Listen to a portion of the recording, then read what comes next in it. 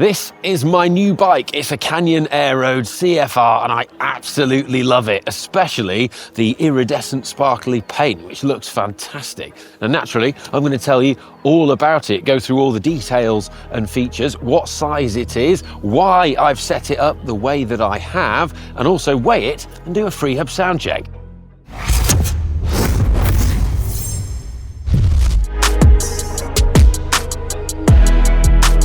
This is the new Canyon Aeroad CFR. CFR being their top of the range carbon frame. So that means it's slightly lighter, slightly stiffer. And this is a 2024 model in the Alpecin-Deceuninck team colours. So you can actually buy this. It's a sort of stock paint job, and it's the same bike as ridden by Mathieu van der Poel and Jasper Philipsen. And also actually, me and Matthew, we both ride a size large, so it's the same size. I mean, we're basically the same. Now, we've just got so much in common. Previously, I had the Ultimate CFR, which is Canyon's like super lightweight climbing bike, but I fancied a bit of a change and I wanted to get an aero bike. And also we did Sella Italia's ID Match fitting system, which suggested that rather than get a medium, which is what I've previously used, a large in the new geometry of Canyon's frames was actually far better suited to me. So that's what we've gone for. For reference, I'm 185 centimeters tall, and well, I love it. I'm really getting on well with the size so far and how I've got it set up. But we have to talk about this colour because it is fantastic. And I'd seen these bikes being ridden by the team on TV, but I don't think when you see them on TV, it really does justice to just how nice this paint is. We're going to try and capture it with some of the shots that we do today, because it's iridescent and it kind of changes colour depending on the light and the angle with which you look at it from. So sometimes it's kind of purple, sometimes it's blue, and then sometimes the sun catches it and it's red, a bit like the paint that they used to use on TVR cars back in the day. As for the Groupset and drivetrain, it's full Shimano Dura Ace Di2. And on the chain set, that's 175mm crank arms and a 52-36 mid-compact chain rings, which is what the bike came with as standard. Although I'll probably swap that out for a couple of reasons. So the first one is I prefer riding cranks that are a bit shorter, so I'm going to put 170s on there. And also chain rings, I'm currently doing an investigation about chain rings, so I'm actually going to put these big boys on, which are 54-42 chain rings. Reason being is it's not for vanity. It's because these are what the pros are using right now. You know, bigger chain rings than they were in the past, and I'm going to do an experiment on what happens when you ride bigger gearing like a pro for a month, and see, well, if it makes me stronger and makes my legs bigger. So if you want to find out the answer to that, make sure you subscribe and stay tuned on the channel. Now, other things on the drivetrain, we've got a 1130 cassette on the back, and of course, wax chain with the Silka hot melt wax. That's a Dura Ace chain. I do swap the cassette out though. The cassette I tend to run the most is actually an 1134 these days. I love that 1134 cassette. I think it makes the 12-speed make sense by having that extra granny gear. Why wouldn't you want that, especially when you live somewhere really steep like Bath? The wheels I've got on here are Elite Wheels Drive 40s. So Elite Wheels are a relatively new sponsor we've got here at GCN, but we've been massively impressed with how good these wheels are, and not least because of the value that they offer for the performance that you get. So you've got ceramic bearings here, carbon spokes, really light. They're just 1,260 grams a pair for these 40mm deep wheels. But the price is also pretty light on your wallet compared to other things. So just $11.89 a pair. Yeah, really impressed with these. But let me show you what they sound like, because the hubs on these bad boys, real good.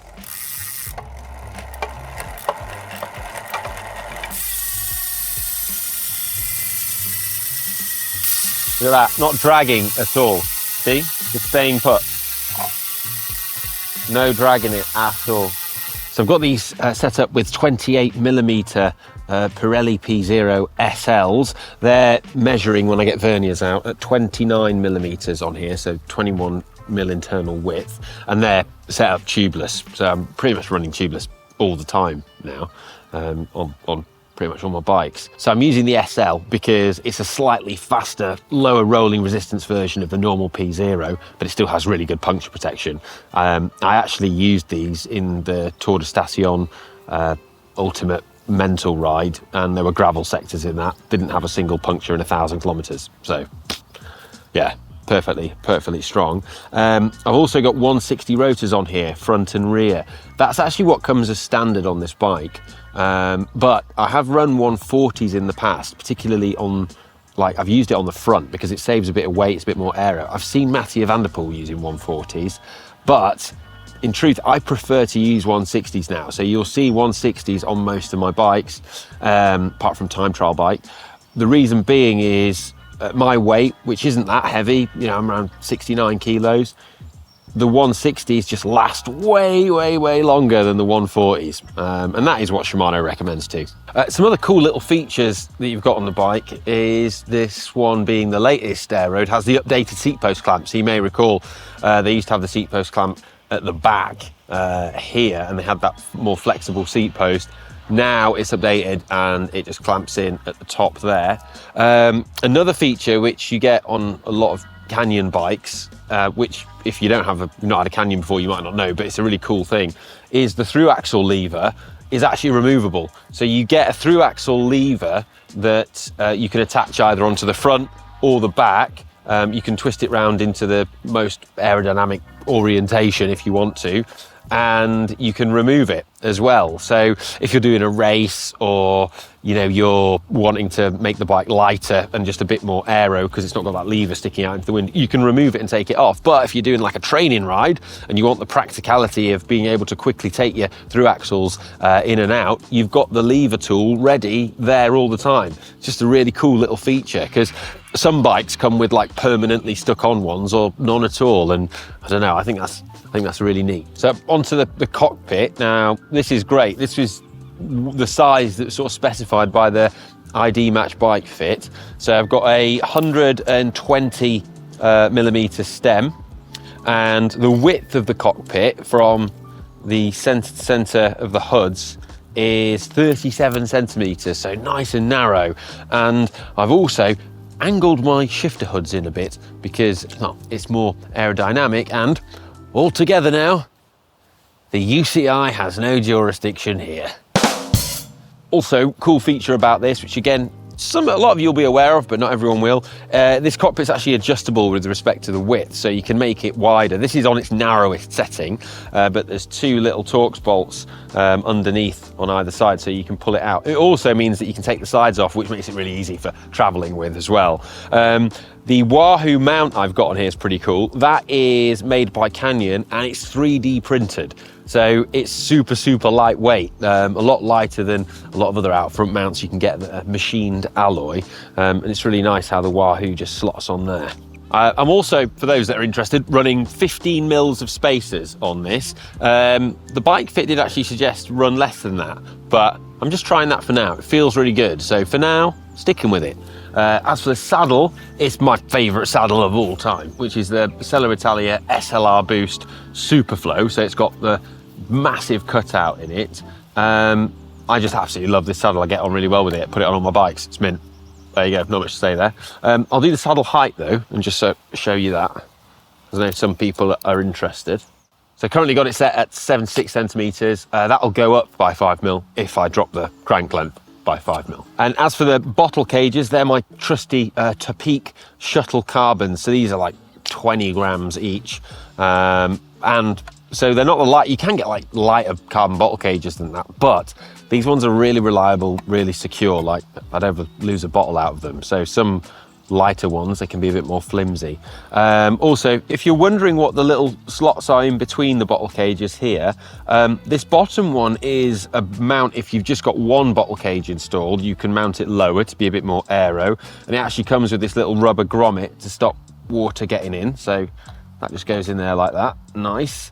And the top one, that's just an access hole where there's actually a zip tie in there that holds the cables and battery in place in the down tube. So if you've got a Di2 bike, the battery in these bikes is here rather than in the seat tube, as you find on a lot of bikes. It's probably because the seat tube is pretty narrow, so you probably would struggle to get the cigar battery in there. So if you were ever wanting to swap the battery out or change the Di2 cabling, the way you would do it on this one is take the chain set out and the bottom bracket sleeve, and then there's an access port as well at the bottom, so you can get access to it. Before I wait though, I'm going to take my Wahoo off. 7.3 in a full race build. Yeah, pretty happy with that. So I mean, that's consistent with I think what Alex was seeing when he was at the Tour, but I think these Elite wheels help keep it even lighter, because they are, well, pretty light wheels, those. But that's I mean, to put that into context, the Ultimate I had was typically around 6.7 kilos, so about half a kilo more for the Aeroad, but much faster bike, and it's in a bigger size. That was a medium, so yeah, about half a kilo more. So if I wanted to make this bike lighter, I could do swapping the saddle out for the bare carbon one. That's going to save, you know, over 100 grams. And also I've been pretty liberal with the tyres and the sealant, so there's about 70 mil or 80 mil in each one. Like, I put plenty in. You could reduce that down to like 50 mil and save another sort of, well, at least 80 grams probably saved there, just in sealant. And use lighter tyres as well if you wanted to use lighter tyres, because you could use like a TT tyre or something. All right, that's about it. I'm just going to put my Camelback bottle in and get my Topeak saddle pack back on, and let me know what you think of my new bike. Is this the nicest bike I've had? Well, the fortune, the good luck to have whilst I've been here at GCN. Let me know if you prefer this as well, or size black Aeroad. But yeah, let us know in the comments, and I'll see you in the next one. It is blooming fast, I can tell you that. Right, gonna go now. Love you, bye.